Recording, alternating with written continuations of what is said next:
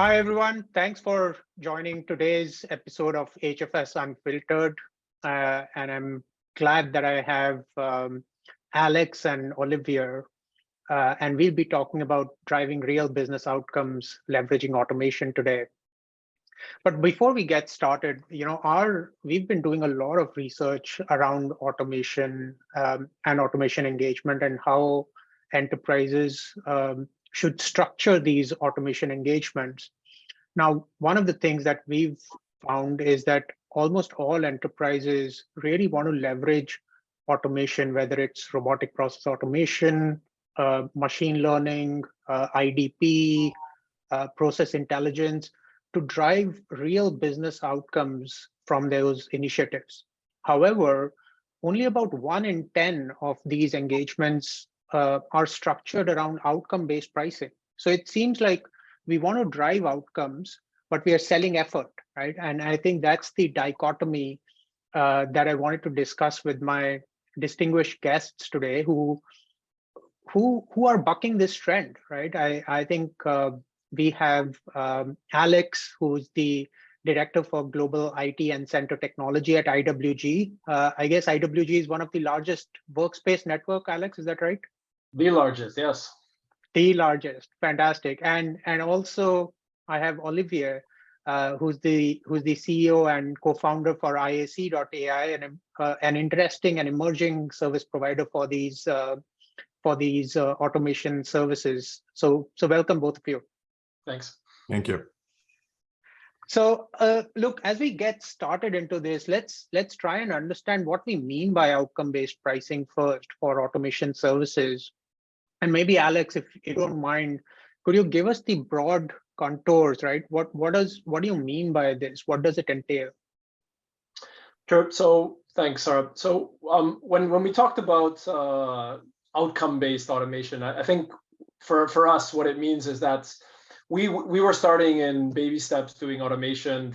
Our return on investment was pretty unclear. We didn't have a good understanding of where we could believe we were going to go, if we were going to get savings, if we were going to get more revenue. So it's just one of those things that that it's the right thing to do for the business, but getting started and getting the investment and the funding is a little bit difficult if you can't quantify that, right?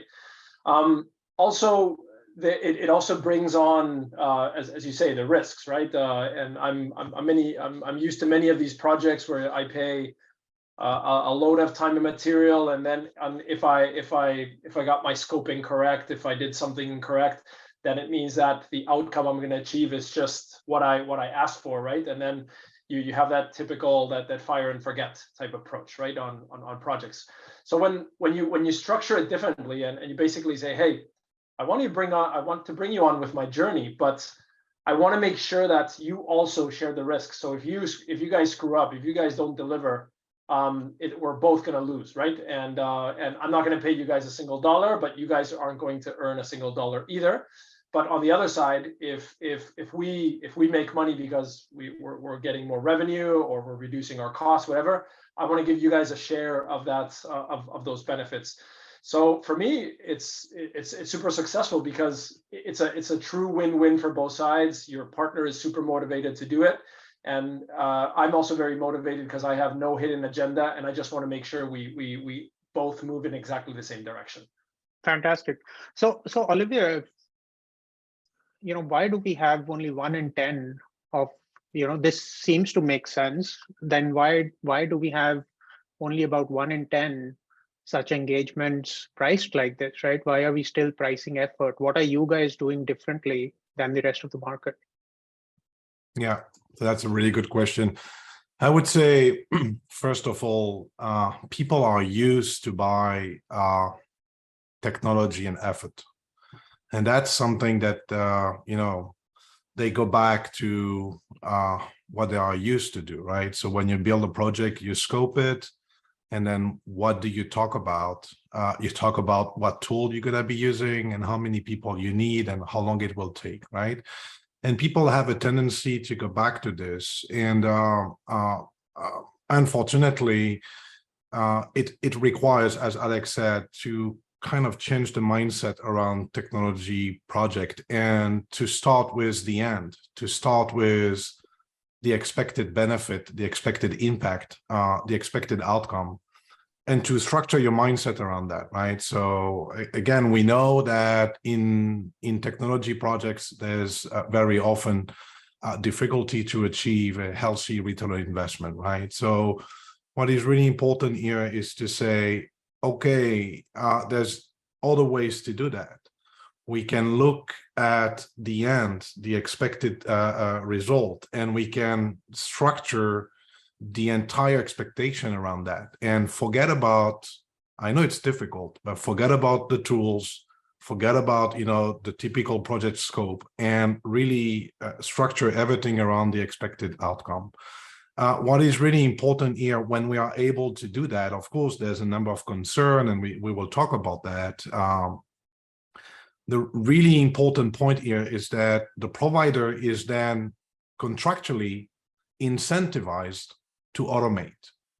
And unfortunately, depending on the nature of the contract that you have with the provider, it's not always the case. They might be incentivized to push more technology, to push more people.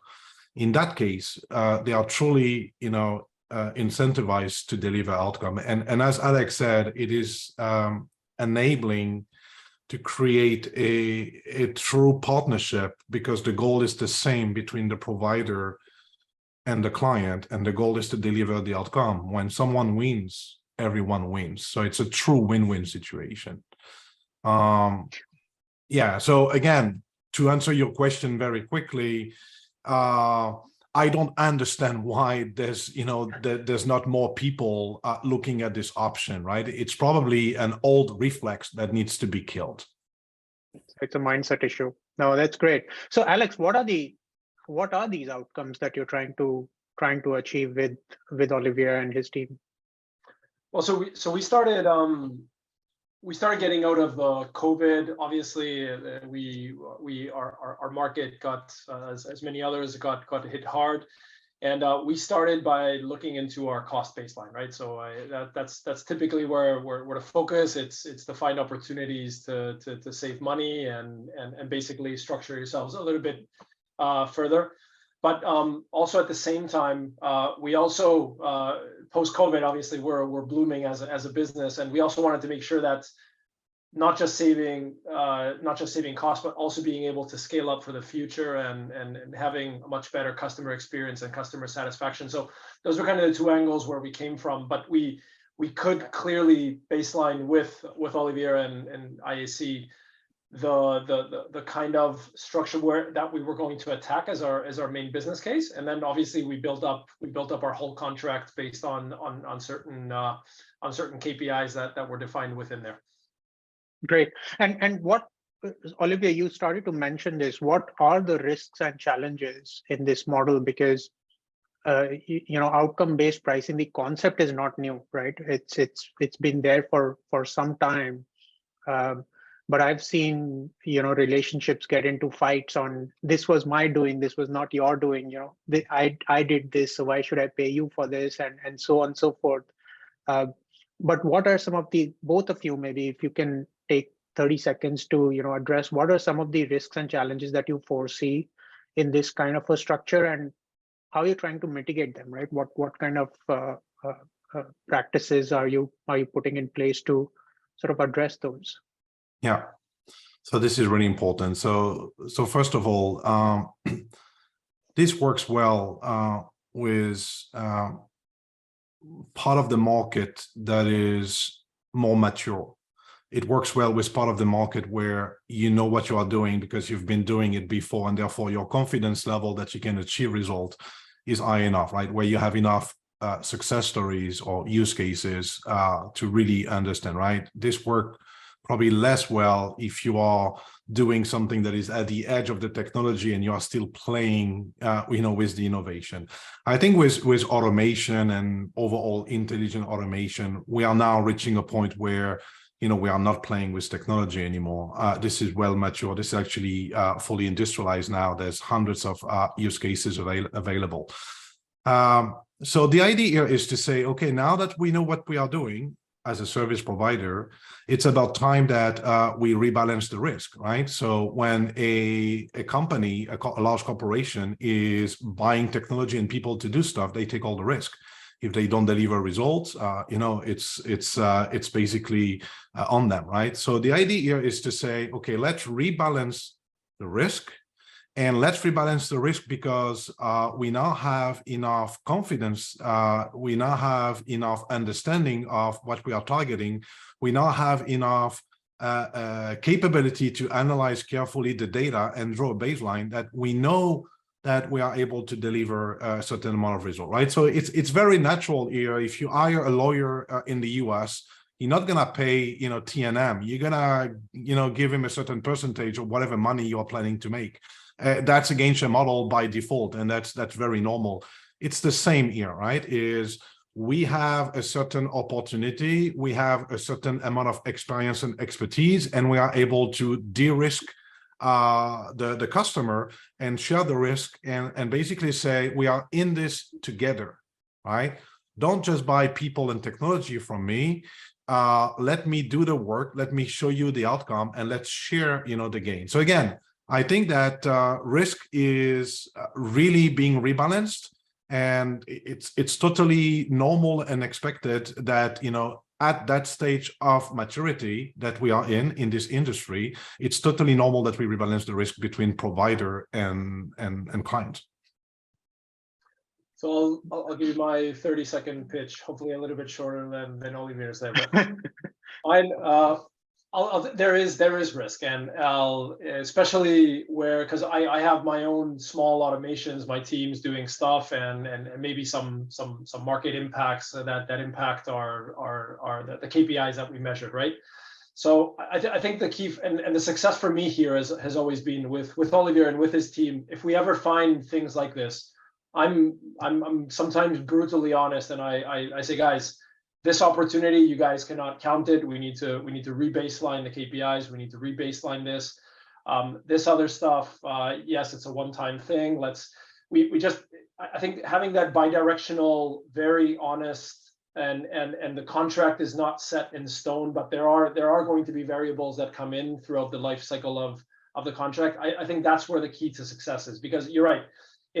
If Olivier and his team would say, hey, this contract's written in stone for 3 years or 5 years, whatever that is, and that's what we're going to get paid for, I would probably be very frustrated after 12, 18 months of the contract. But what happens right now is that it's kind of like a living document, and we're constantly rebalancing those KPIs based on what we see happening within our baseline. Yeah, no, I've always advised our clients that the best contract is one that you've never got to see, right? And if you have to keep referring to the contract through the every 2 weeks, then there's something wrong in the relationship. No, that's fantastic. So what's been the success or failure, Alex, so far? Also, so we've been around a year with our engagement right now, a little bit longer with the pre-work that Olivier did. I think they did like 4 or 5 months of pre-work. So we've reduced our ticket baseline by approximately 50%, which is really good, by mainly much better correlation, setting up some processes, ticket deflection, some other stuff. Right now, I'm not going to say it's fantastic and it's nirvana, because we are not there, and that's what I'm hoping that year 2 of our engagement is going to take us. But at least right now, I'm super clear on our data. We've filtered out all the weeds, and now we have a really, really, really great baseline to start doing what I would call the real automation and self-healing and other things that can help us. And with this stuff, I'm basically able to now find places to reinvest those cost savings into other tools, into other processes that is basically going to help fund itself. So for me, it's been a really good journey so far. So far, so good. All right. So last question. What will be the one piece of advice to all our audience, right? Enterprises and even service providers who are listening in, right? Because I think everybody wants to get there. It's probably the mindset and that needs to change. As Olivier and you both mentioned, it's the spirit of relationship and just keep worrying about the contract. What will be your advice to those listening in, on how do they reach their automation ambitions? I'm going to say, Olivier kind of mentioned it before. I think one mistake that a lot of people do in the industry is focus on shiny objects, right? And try to sell you tech before trying to understand what you're trying to achieve as an outcome. Most salespeople, and I'm sorry for the salespeople listening out there, but salespeople don't listen, and they try to pitch you and see how their product, how their stuff can fit into what you are seeing. And if you fish something, great, and if not, that's what it is. I think the success, first of all, is trying to really listen to your customer and saying, okay, what's your pain point? What are you trying to achieve? What is it that you need fixed? And then try to baseline and see how can as a partner, coming from a partner approach, not as trying to sell you stuff, how can as a partner I help you achieve those outcomes? So, and then don't boil the ocean, right? If you can start with the basics and typically from a customer perspective, you're going to have the 80-20 rule, with 20% of problems fix 80% of the things, right? So try to see how you can focus on those big 20% things and tackle the issues. And it's typically from an automation perspective, I don't know about your experience, but I think IT, HR, finance, those are kind of the three big areas to focus on, where we typically have good documented processes, good kind of ways how to implement. So I'd say focus on the low-hanging fruit opportunities, and then build up your relationship and build up your business cases from there. That's my piece of advice. Yeah. So from my standpoint, I would look at it. So if you look at the provider, if you're a provider, you are now in a situation where you have to take more risk, and you have to be able to offer something to your clients that is above and beyond just pushing tools, just pushing people. I think now we have enough understanding, we have enough access to data, even if it's, ugly data, unstructured data, incomplete data. There's enough data science capability to really be able to baseline the environment and understand what is possible, and there's enough understanding of what the technology can do to basically take some risk. Yes, the big concern from all the service provider is that it will have an impact on their cash flow, because you could end up working for months without getting paid. At the end of the day, you could be working for months without having the first, gain to be shared. But I think this is something that is, at the end of the day, when you successfully establish that partnership, this is something that is allowing you to have a long-term relationship with your client, right? So this is changing the nature from a pure project-based or transactional type of relationship to, I can really build trust because I'm, sticking my neck out. From a client standpoint, for me, this is very, very simple. This is something that you should be demanding, and you should be requesting your current provider whether they are able to, consider an outcome-based model, consider a gain share model. I mean, this is something for me that should be available. I'm not saying everywhere all the time, but in many situations, in many cases, especially when the data, can be accessed.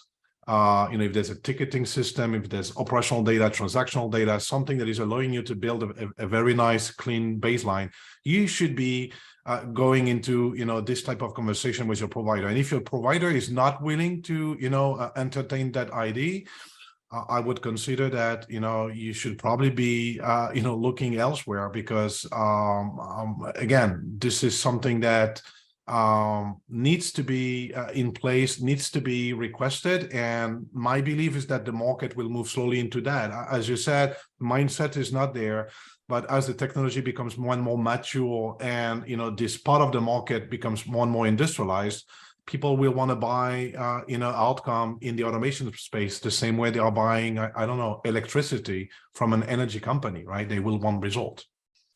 Yeah. No, this was a fantastic conversation. So thank you, both of you. I think my takeaway is the why is now very clear. The why is let's drive some outcomes, let's drive some business outcomes. The what is also very clear, right? We know what the technology suite is, and it works, right? The technology works. I think where we are struggling is the how, right? How do you get there? And I think this conversation shines a light on how it can be possibly done, right? It doesn't seem to be very hard. It's just sort of switching your brain and thinking of it a little differently than any rocket science. We actually wrote a white paper on how to establish this. You said the how is the question mark. We actually have a white paper, freely available that try to articulate how to set that up, right? So this is something that can be available to you guys.